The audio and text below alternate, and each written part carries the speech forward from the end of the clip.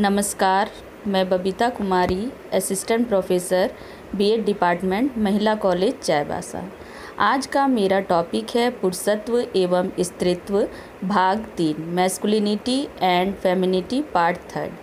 पिछले भाग में हम लोगों ने पुरुषत्व की विशेषताओं के बारे में चर्चा की थी। इस भाग में हम लोग स्त्रीत्व से जुड़ी विशेषताओं एवं स्त्रीत्व से जुड़े मुद्दों की चर्चा करेंगे। यह BEd semester 4 paper 6 gender school and society के यूनिट 1 जेंडर रिलेटेड कॉन्सेप्ट से लिया गया है। स्त्रीत्व फेमिनिटी। स्त्रीत्व स्त्री के बाहरी रूप और गुणों से संबंधित विषय है। स्त्रीत्व कुछ विशेष गुणों को प्रदर्शित करते हैं और ये गुण मिलकर एक अलग व्यक्तित्व की पहचान निर्मित करते हैं। स्त्रीत्व को नारीत्व भी कहा जाता है। यह गुण व्यवहार और आमतौर पर महिलाओं एवं लड़कियों के साथ जुड़े भूमिकाओं का योग है। स्त्रीत्व सामाजिक रूप से माना जाता है, परंतु कुछ शोधों से संकेत मिलता है कि स्त्री के कुछ व्यवहार जैविक रूप से प्रभावित होते हैं।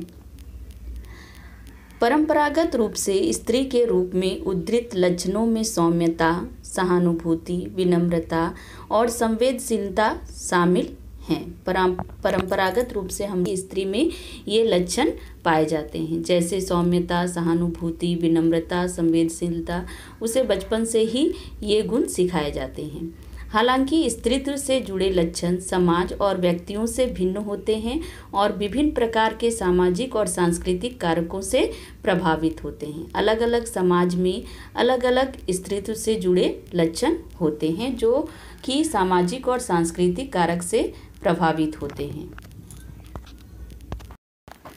अब हम स्त्रीत्व के अर्थ एवं परिभाषा को जानेंगे। Meaning and definition of femininity. Femininity शब्द लैटिन भाषा के फेमिना शब्द से उद्भव हुआ है, जिसका अर्थ है नारी, विमेन। महिलाओं के लिए विशिष्ट माने जाने वाले तरीकों का व्यवहार करना स्त्रीत्व कहलाता है। The trait of behaving in ways considered typical for women is called femininity. कहने का तात्पर्य यह है कि समाज ने महिलाओं के लिए कुछ विशिष्ट व्यवहार या कहें कि कुछ विशिष्ट भूमिकाएं निर्मित की हैं और उन्हीं का अनुसरण महिलाएं करती है, उसी को हम लोग स्त्रीत्व कहते हैं। नेक्स्ट परिभाषा है स्त्री संबंधी विशिष्ट सामाजिक भूमिकाएं एवं व्यवहार जो जैविक क्रिया से संबंधित नहीं है।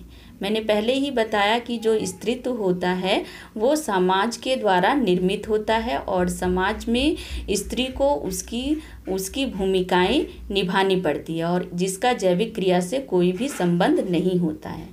Femininity associated sex specific social rules and behaviours unrelated to biological function.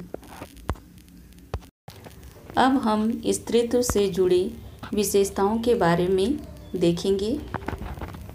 स्त्रीत्व में निम्नलिखित विशेषताएं होती हैं, जैसे पोषण, नेचुरेंस, संवेदनशीलता, सेंसिटिविटी, मिठास, स्वीटनेस, सहायक, सपोर्टिवनेस, सौम्यता, जेंटलनेस, गर्मजोशी, वार्मथ, निष्क्रियता, पैसिविटी, सहकारिता, कोऑपरेटिवनेस, अभिव्यक्ति, एक्सप्रेसिवनेस।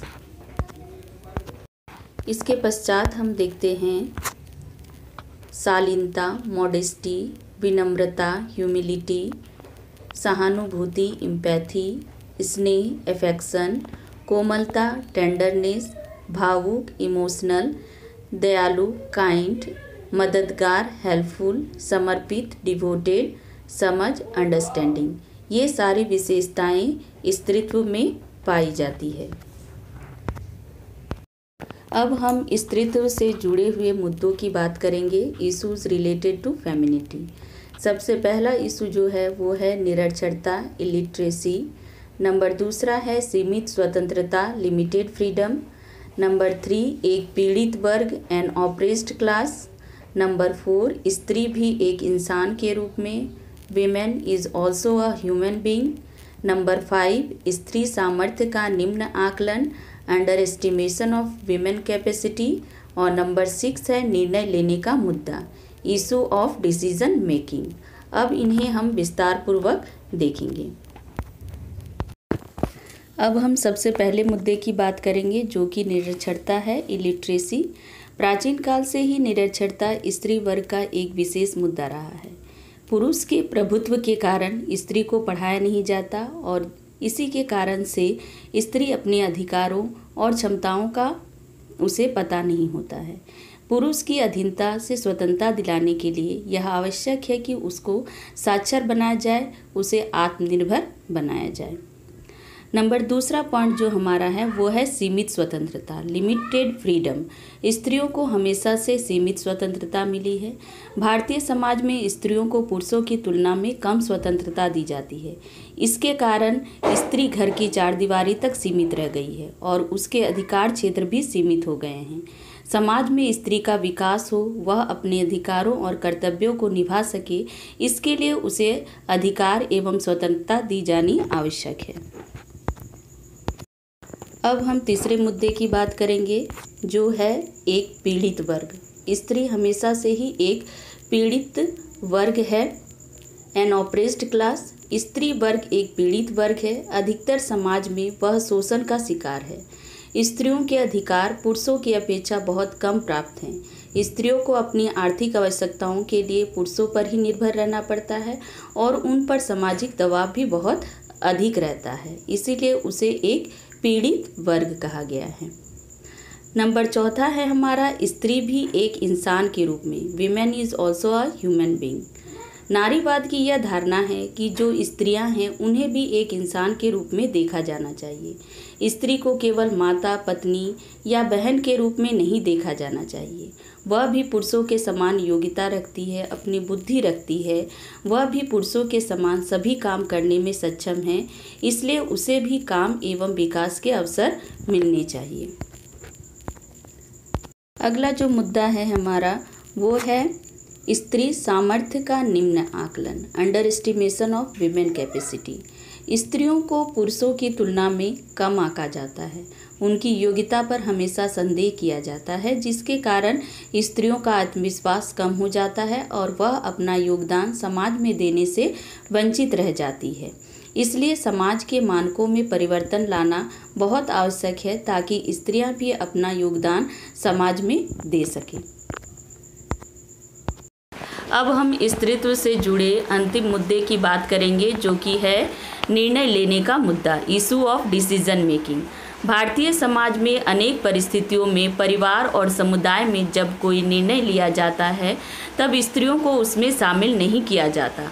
पुरुषों को ही सिर्फ निर्णय लेने का अधिकार प्राप्त होता है। स्त्रियों को केवल घरेलू कार्यों तक ही सीमित रखा जाता है। स्त्रियों के विचारों को कोई महत्व नहीं दिया जाता, चाहे वह कितने भी मूल्यवान क्यों न हो। विभिन्न विद्वानों का मत है कि सामाजिक विषयों पर कोई निर्णय लेते समय स्त्री वर्ग को सम्मिलित करके उसके विचारों को महत्व देकर समस्या का समाधान निकाला जा सकता है। तो इस तरह से हम लोग देखते हैं कि स्त्रीत्व से जुड़े ये मुद्दे समाज में अभी भी व्याप्त है। ज़रूरत है इन मुद्दों को दूर करने की और समाज में स्त्री वर्ग को भी पुरुषों के समान दर्जा एवं अधिकार दिलाने की। मैं आशा करती हूँ कि इस वीडियो के द्वारा छात्र अब स्त्रीत्व से भली भांति परिचित हो गए होंगे। उनके विशेषताओं एवं उनसे जुड़े जो मुद्दे हैं उनसे भी भली भांति वाकिफ़ हो चुके होंगे। धन्यवाद।